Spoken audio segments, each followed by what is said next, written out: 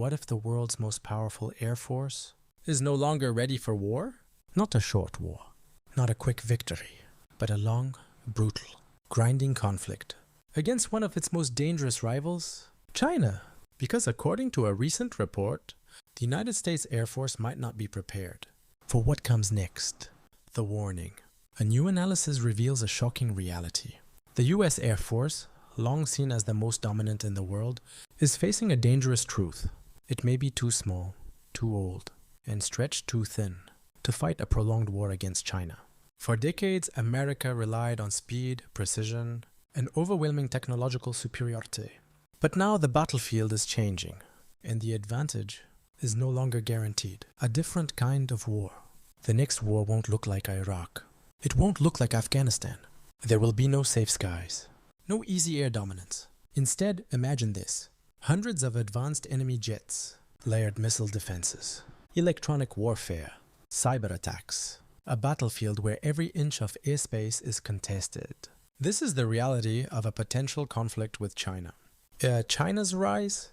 Over the last 2 decades, China has quietly transformed its military. Faster production, new stealth fighters, advanced missile systems, and most importantly, numbers. Lots of them. Where the US reduced its fleet, China expanded. While America focused on counterterrorism, China prepared for a peer-to-peer war. Now the balance is shifting. The aging fleet problem. Here's the uncomfortable truth. Much of the US Air Force fleet is aging. Some aircraft are decades old. Maintenance is becoming harder. Readiness is harder to sustain. And in a long war, old systems break faster. Repairs take longer. Losses become harder to replace. Because in modern warfare, it's not just about how strong you are, but how long you can stay strong. The geography advantage. Now consider geography. China would be fighting close to home. That means shorter supply lines, faster reinforcements, protected bases. Meanwhile, the United States would have to project power across the vast Pacific Ocean. Thousands of miles. Every aircraft, every missile, every drop of fuel must travel further and risk more. And in war, distance is not just a challenge, it's a weakness. A war of attrition, the biggest misconception? That future wars will be short. They won't. A war with China could become a war of attrition.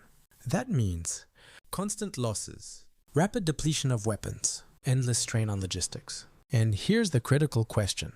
Can the US replace what it loses? Fast enough, because China can produce at massive scale. And in a long war, production becomes power. The industrial gap. America's defense industry is powerful, but it has a problem. It's not designed for speed. It's designed for perfection. Advanced systems, long development cycles, high cost per unit. In peacetime, that works. But in war, that becomes a liability. Because when aircraft are lost, when missiles are used, when systems break down, you don't need perfection. You need replacement fast. China understands this. Its industrial base isn't just large, it's flexible. Factories that can scale. Supply chains that are domestic. Production that can surge in crisis. And in a prolonged war, that difference could decide everything. The logistics nightmare. Wars are not won by weapons alone. They are won by logistics. Fuel, parts, runways, maintenance crews. Now imagine trying to sustain all of that across the Pacific Ocean. Every sortie depends on a fragile chain. Tankers in the air, ships at sea, bases on distant islands. Break one link, and the entire system slows down. China doesn't have that problem. It operates near its own territory, with shorter, stronger supply lines. And in a long war, logistics becomes destiny. The missile threat. There's another factor changing the battlefield. Missiles, lots of them. China has developed advanced missile systems designed to strike air bases, aircraft carriers, supply hubs. Before US planes even take off, they could already be under attack. Runways destroyed, fuel depots burning, command centers disrupted. This is not just war. This is preemptive paralysis. Vulnerable bases. US air power depends heavily on forward bases. Places like Guam, strategic, critical, but also what's exposed. In a high-intensity conflict, these bases become prime targets. And once they're hit, operations slow, sorties drop, response time increases. The question becomes, how do you fight a war when your launch points are under constant threat? The role of technology. For years, the US relied on technology as its edge. Stealth, precision weapons, networked warfare. And yes, those advantages still matter. But here's the reality. Technology alone cannot win a long war. Because even the most advanced system can be destroyed. And when it is, can you replace it quickly? That's the real test. Quality versus quantity. This is the classic dilemma. Quality versus quantity. The US has some of the most advanced aircraft in the world. But China has scale, and in a prolonged conflict, quantity starts to matter more. Because even if one side is better, numbers can overwhelm. It's not just about who wins the first battle. It's about who can keep fighting. After the 10th, the 20th, the 100th. Multi-front pressure. Now add another layer. The United States doesn't operate in just one region.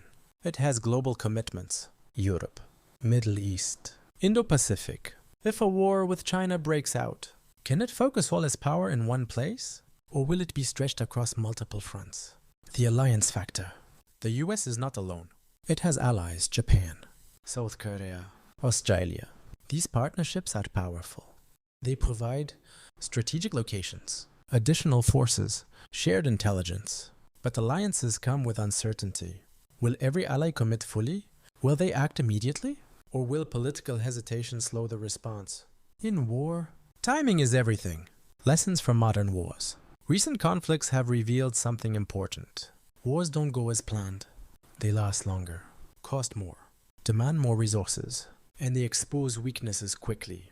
From Ukraine to other global conflicts. One lesson stands out. Industrial capacity and endurance matter more than expected. The time factor. Time is no longer just a variable. It's a weapon. The longer a war lasts, the more pressure builds. Economically, militarily, politically. And the side that adapts faster survives longer. The cost of war. A prolonged war is expensive. Extremely expensive. Aircraft losses, missile usage, operational costs, billions, turning into trillions. Can the economy sustain it? Can production keep up? Because eventually, war becomes a battle of resources. Structural weaknesses. This is where the real concern lies. Not in a single failure, but in a system that isn't optimized for prolonged conflict. A smaller force, a slower production cycle, global commitments, individually manageable, but together, a serious risk. Can it be fixed? Yes, but not easily. Fixing this would require expanding the fleet, increasing production speed, strengthening supply chains, rethinking strategy, and most importantly, acting quickly, or the risk of delay. Because delay has consequences. Every year without change widens the gap. Every postponed decision increases the risk. And in geopolitics, timing can define outcomes. Future warfare. The next war will not be predictable. It will combine cyber attacks, space systems, electronic warfare, AI-driven operations, a complex multi-domain battlefield where adaptation is survival. Strategic shift. This moment calls for a shift from short war thinking to long war readiness, from efficiency to resilience, from dominance to endurance. The core question. So the real question is not who is stronger today, but who can sustain power tomorrow? Final warning. Because if a conflict happens, there will be no pause button, no reset, only momentum. And the side that loses momentum loses everything. Final conclusion. The warning is clear. This is not about fear. It's about preparation. A prolonged war with China would test everything. Military strength, industrial power, national resilience. And in that kind of war, victory doesn't belong to the most advanced. It belongs to the most prepared.